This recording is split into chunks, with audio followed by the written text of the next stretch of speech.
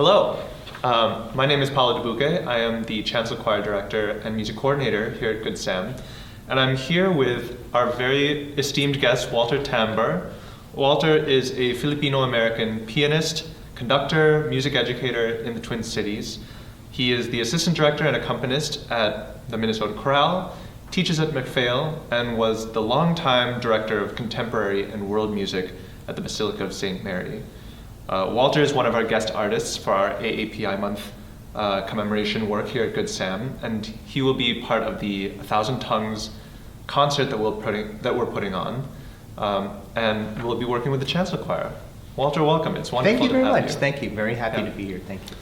Well, Walter, I just wanted to start wondering if you could tell us a little bit about yourself, maybe a little bit about your personal history, your musical background, and also your cultural background and how these things work together. Sure. So I was born in Quezon City in the Philippines, and my family moved to the U.S. when I was 1 year old. And we first moved to San Francisco, and because both my parents spoke English very well, they found work pretty quickly as teachers. And so we were in that Bay Area, and my parents were teaching, and then we moved a little bit further out into a more farm area in the San Joaquin Valley, and we lived in California until I was 10. Then my parents moved our family, to the East Coast, to New Jersey, where my mom had 2 siblings there, and that's where I spent most of my time growing up, was then in suburban New Jersey. Then I started studying piano when I was 6. And I first started, my parents weren't sure if I was going to like it, so we didn't have a piano, and I would go to my babysitter's house where I would practice. I'd take the kitchen timer at that 30-minute mark, and I'd go over to her house, and then when I was done, I would walk back home. After a few months, I think my parents decided, I think he's really enjoying it, let's go ahead and invest in the piano. So we had a nice little piano. And then when when the family moved to New Jersey, I just continued my piano studies. Different teachers would recommend me to another teacher because they thought I had kind of outgrown them. And the last teacher I had for my high school piano teacher was Lillian Livingston, who also taught at Westminster Choir College. Okay. So I studied with her for my high school time. And then when it was time to go to college, I actually didn't think my parents wanted me to be a music major, so I studied architecture. So I went to University of Notre Dame and I studied architecture there. Did some music, but not a whole lot.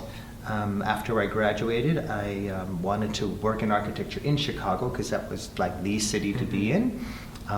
And so I did architecture for 8 years and did music on the side. And when I turned 30, I made the decision that doing music on the side was more important than my architecture job. So I went back to school to DePaul since I was in Chicago.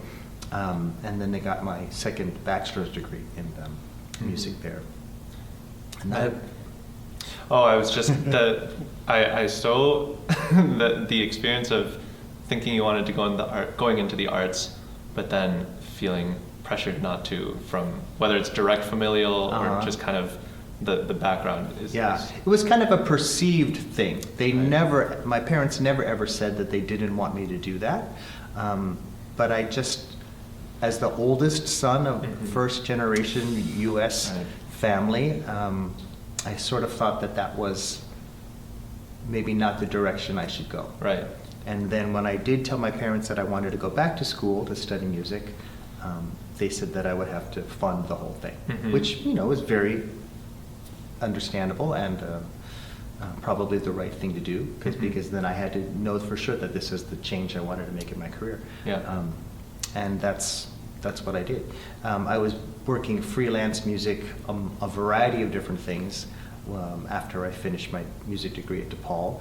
And the church where I was working part-time as an assistant organist and director recommended that I apply for this job, that he said, you'd be perfect for it, it's a good career move. I would lose you as my assistant, but I think it's smart for you to do. And you'd have to move, though, and it was to Minneapolis. Right. And so that was in 2004 that I moved, and I became the director of contemporary and world music at the Basilica of St. Mary. And I was there for 18 years until this past September when I retired to do other kinds of things. Yeah. So growing up, what was your musical diet? What was playing at home? What were you enjoying? My parents were big lovers of both 50s rock and roll music and anything that had a Latin groove. My dad loved Latin Brazilian music. He just loved those dance rhythms and all those things, and I think he always wanted to be a percussionist, but he never had the chance.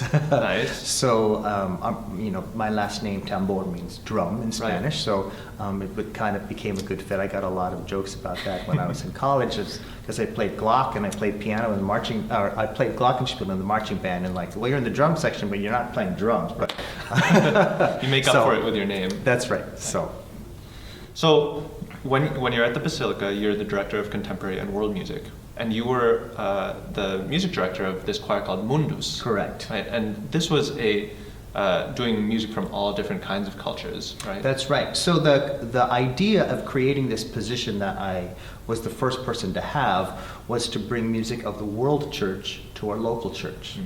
And so it meant, the idea was that anyone coming to the Basilica would recognize themselves in something when they were there. Not all in one day, but if they continued through a course of months or through the year, whether it be in a piece of artwork or in a piece of music or someone next to them in the pew, they would find something that they recognized from what they might have grown up with. That's a beautiful sentiment. So that it became a lot of research and growth process for me to understand and explore these different sacred music from different cultures. Most of them being Christian, but sometimes there's beauty in a different way of worship. So if I found some, certainly our Jewish brothers and sisters have a similar, particularly the Hebrew scriptures, any of those texts relate to us. But then learning to sing in Hebrew is also a very interesting process, and the way the language flows, you react in a different way than if you were to hear them in English. Interesting. And the choir appreciates and understands things, or they approach it in a different way because it's not what they normally speak in every day. And then, of course, the variety of different African languages that we try to take on, and then the most challenging of all, the Asian languages. So being Filipino, that one was an easy one for me to try to teach them. The hardest one was Vietnamese. So I would always, but part of what was important in this role was to create relationships or establish relationships with people of those cultures to come and explain what they understood the music to mean to them. Now, that wasn't always something they grew up with, because some of them are newly composed pieces that might not have existed when they were younger, but at least to explain how the language works and what the alphabet, how that works and how it translates into notated music notation, and then just kind of the little idiomatic things that you can't always get by looking at the page. Sure.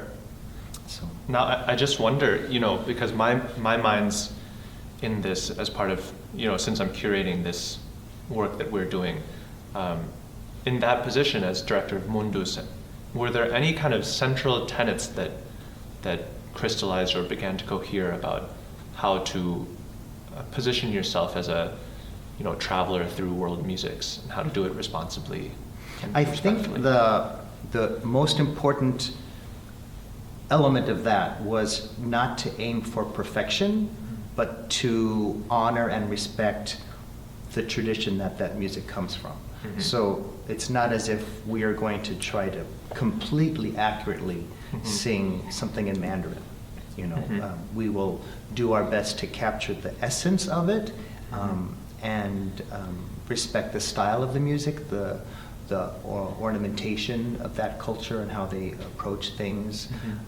I was very lucky to work with a drummer, Aaron Barnell, who actually studied a whole bunch of different African rhythms. Wow. And so depending on the country, he actually sort of knew, this is a popular thing this rhythmic pattern is very popular in this particular culture. It might not necessarily be connected to sacred music, but it was something that was within their culture. And he was very smart at these things. He studied different kinds of world drumming, and so he was a very good resource for me on understanding the rhythm. This is a stronger beat in this, and kind of helping relay that into how you would sing the music too. Cool. So, did you see your work there at all, or did you experience it as at all related to identity formation for you, especially working with when you would work on Filipino music? Tell me about that. Yeah, so that was really, those were my favorite things to do. So I always wanted to, growing up, my parents wanted both my sister and me to be very American. Not that they were trying to make us not Filipino, but it was really important to them that we blend in. I think that's a very common first generation concern for a lot of parents that come. They want their children to understand the culture in the United States where they are, make friends easily and assimilate into the culture well. But of course, always honoring and recognizing what your heritage is. And so me being Filipino, that Filipino part. But my parents didn't actively try to make my sister and I learn Tagalog at all. So they spoke it at home, and just through hearing it, my comprehension was pretty good, but I never really learned the syntax or how to put the words together. So people could speak to me in Tagalog and I would just answer in English, because that's what I knew how to do. So when I was introduced to a lot of this Filipino music through my friend Jose, who grew up in the Philippines and is a teacher at McPhail also, and does a lot of various Filipino cultural events with music. He introduced me to a lot of this sacred and liturgical music from the Philippines. And was it music that, was it familiar in any sense, or was it a kind of new? It was all new. Yeah. It was all new. I did not know these composers' names at all. And then, so I kind of wanted to learn as much as I could from Jose before I brought it to my parents, so that they'd be like, "Wow, you know." so it was a lot of fun for me to say, "Oh, we're working on this," and they're like, "Wow, that's so great." And was it music that they knew? Yeah. Okay. It was certainly, some things were very well known to them. Other things that were more contemporary were not recognized to them at all. But certainly the things that were from the 70s and 80s, they totally knew all those pieces of music. Yeah. I have the same experience. Now that more recently, now that I'm kind of intentionally trying to learn about Filipino music, you grow up, or at least I grow up, some of these melodies are just kind of floating around, and my dad would put on pop music, AAPI Hiking Society, that kind of thing. But it's just really incredible going back to it, and it's such an interesting confluence of feelings, of emotions that come from kind of discovering, but also like rediscovering, reconnecting. A lot of that rediscovery is really enriching and fun. I can go down a rabbit hole of watching video after video. Oh, look at how this person sings it, or it captures my imagination, and I love hearing just a variety of things. I think because I heard it growing up a lot too, some of the achingness of the melodies or those rhythms, those things seem to come very easily for me. We were rehearsing your arrangement, Hindi Kita Malilimutan, and my sister Karina is in the choir, and she's just like me, has kind of all these melodies in the background, and we're getting to a point where the notes are getting fairly confident, and it's starting to, okay, now we need to phrase, we need to pull this out. And it's so funny you say aching, because she raised her hand and said, it's aching. When you sing this music, there's an ache to it. That's where the expression comes out of. Yeah. There seemed to be, in my brief overview of different styles of Filipino music, a couple of categories. So you have these very romantic, sad and happy combination of things. Maybe an unrequited love that is very longing. The very kind of joyous love that's just purely like singing in the rain sort of thing. Like I'm just happy and all this good things in my life. Yeah, exactly. Then you have these very, I call them like fiesta style things that are very like happy clappy, whether they are songs about former rural life, farm life, or country. Maybe they were things that people sang like to make working in the fields easier, or they just kind of capture this folk energy and under the sun sort of thing. Yeah, all these really kind of fun things. I want to keep us moving because it's just so easy to chat and chat. So we've been talking about this process and kind of a somewhat unique thing that we're doing here or trying to do here about centering your experience and saying, just think about what your identity means, and we want to hear the music that comes out of it. So can you talk a little bit about what that process has been like for you and the music that's come out of that? In relation to maybe the little program for my section for the concert? Yeah. So you helped inspire a process to start thinking about what you wanted to do, and your prompt of, if you can find a through line throughout it, made me think of different points throughout my life when a piece of Filipino music had an impact at that moment. And so I tried to make a little arc through different pieces at different junctures in my life. So a piece that was a very popular piece called Hating Gabi, which means midnight, that all the different relatives all seem to know that piece. Very, very familiar as a violin piano or solo piano piece. And then I played it at every Filipino gathering always has a program, right? So you know, talent show. So this became something that I would play all the time. Okay. Walter, it's time to play it. Play your piece. And so it was, we always had these, and then my cousins would play, and my sister, so everybody had to do a little something. Some of my cousins would dance or they would sing, and so. But this was something that came up a lot, this particular piece of music, and everybody seemed to have some kind of a connection to it. And I played it for various relatives at their funerals, as a kind of a little meditation at some point. So that's kind of how I started it, something that re-emerged throughout my life.